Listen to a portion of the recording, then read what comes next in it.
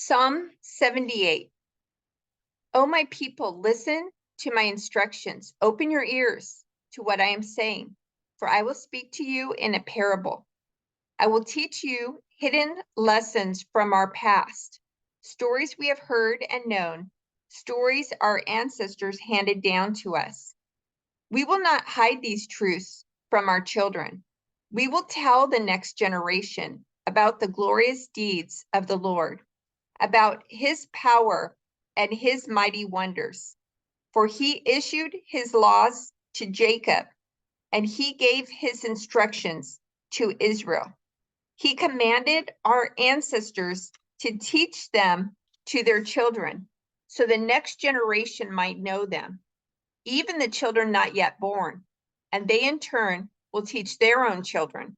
So each generation should set its hope anew on God, not forgetting his glorious miracles and obeying his commands. Then they will not be like their ancestors, stubborn, rebellious, and unfaithful, refusing to give their hearts to God. The warriors of Ephraim, though armed with bows, turned their backs and fled on the day of battle. They did not keep God's covenant and refused to live by his instructions. They forgot what he had done, the great wonders he had shown them, the miracles he did for their ancestors on the plain of Zoan in the land of Egypt, for he divided the sea and led them through, making the water stand up like walls. In the daytime, he led them by a cloud, and all night by a pillar of fire. He split open the rocks in the wilderness to give them water as from a gushing spring. He made streams pour from the rock, making the waters flow down like a river. Yet they kept on sinning against him, rebelling against the Most High in the desert. They stubbornly tested God in their hearts, demanding the foods they craved. They even spoke against God himself, saying, God can't give us food in the wilderness. Yes, he can strike a rock so water gushes out, but he can't give his people bread and meat. When the Lord heard them, he was furious. The fire of his wrath burned against Jacob. Yes, his anger rose against Israel, for they did not believe God or trust him to care for them. But he commanded the skies to open. He opened the doors of heaven. He rained down manna for them to eat. He gave them bread from heaven. They ate the food of angels. God gave them all they could hold. He released the east wind in the heavens and guided the south wind by his mighty power. He rained down meat as thick as dust, birds as plentiful as the sand on the seashore. He caused the birds to fall within their camp and all around their tents. The people ate their fill. He gave them what they craved. But before they satisfied their craving, while the meat was yet in their mouths, the anger of God rose against them, and he killed their strongest men. He struck down the finest of Israel's young men. But in spite of this, the people kept sinning. Despite his wonders, they refused to trust him. So he ended their lives in failure, their years in terror.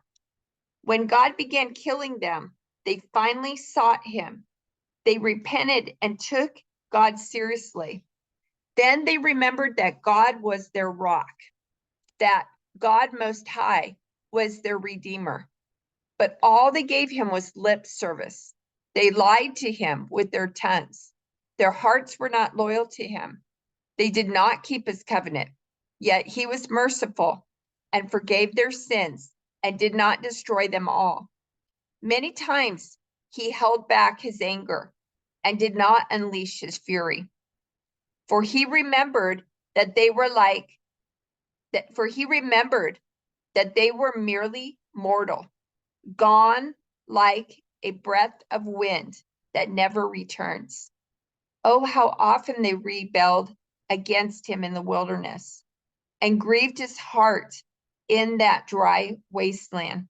Again and again, they tested God's patience and provoked the Holy One of Israel. They did not remember his power and how he rescued them from their enemies. They did not remember his miraculous signs in Egypt, his wonders on the plain of Zoan. For he turned their rivers into blood so no one could drink from the streams. He sent vast swarms of flies to consume them and hordes of frogs to ruin them. He gave their crops to caterpillars. Their harvest was consumed by locusts. He destroyed their grapevines with hail and shattered their sycamore figs with sleet. He abandoned their cattle to the hail, their livestock to bolts of lightning. He loosed on them his fierce anger, all his fury, rage, and hostility.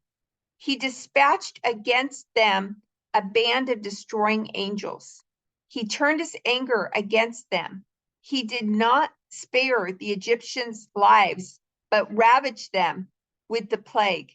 He killed the oldest son in each Egyptian family, the flower of youth, throughout the land of Egypt. But he led his own people like a flock of sheep, guiding them safely through the wilderness. He kept them safe so they were not afraid, but the sea covered their enemies. He brought them to the border of his holy land, to this land of hills he had won for them. He drove out the nations before them. He gave them their inheritance by lot. He settled the tribes of Israel into their homes, but they kept testing and rebelling against God Most High. They did not obey his laws. They turned back and were as faithless as their parents. They were as undependable as a crooked bow. They angered God by building shrines to other gods. They made him jealous with their idols. When God heard them, he was very angry, and he completely rejected Israel. Then he abandoned his dwelling at Shiloh, the tabernacle where he had lived among the people. He allowed the ark of his might to be captured. He surrendered his glory into enemy hands. He gave his people over to be butchered by the sword. Because he was so angry with his own people, his special possession, their young men were killed by fire. Their young women died before singing their wedding songs. Their priests were slaughtered, and their widows could not mourn their deaths.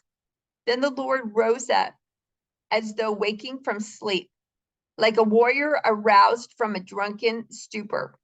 He routed his enemies and sent them to eternal shame.